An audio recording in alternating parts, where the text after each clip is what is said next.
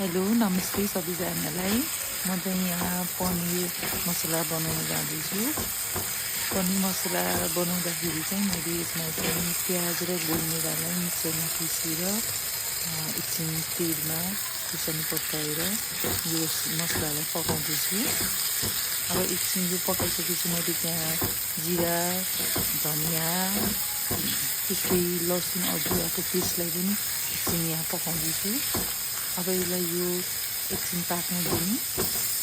यो पाक्न दिइसके पछाडि चाहिँ जब यसले चाहिँ आफ्नो पानी जति सबै सुकाएर चाहिँ तेलहरू माथि निक्लिन थाल्छ र कलर चेन्ज हुन थाल्छ, त्यसपछि मटरको कोसा हाल्दैछु मैले।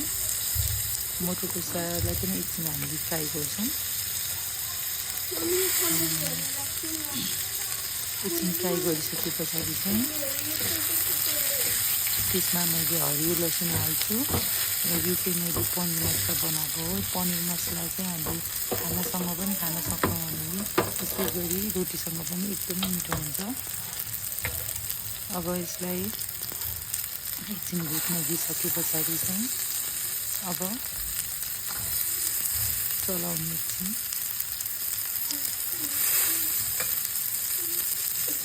अनि तपाईँहरू सब्सक्राइब गर्न पनि नबिर्सनु होला। Please do subscribe for more and more videos. यो तपाईँहरूले सब्सक्राइब गर्नुभयो भनेदेखि चाहिँ मैले यस्तै भिडियोहरू अरू पनि हाल्छु। Please do subscribe, not forget to subscribe. अब हरियो लसुन हाल्ने र त्यसलाई पनि एकछिन फ्राई गर्ने।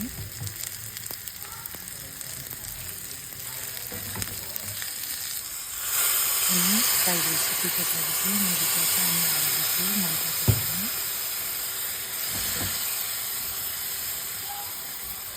यसलाई एकछिन पाक्न दिने।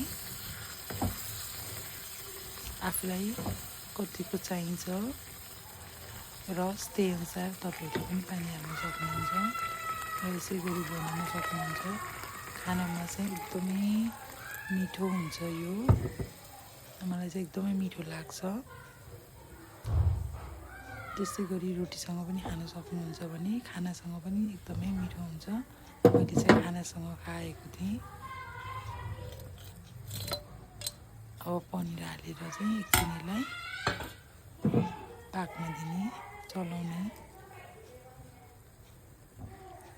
चलाइसके पछाडि एकछिन छोडिदिएर एकछिन उमालिदिने। त्यसपछि यो खानको लागि रेडी हुन्छ। तर यसको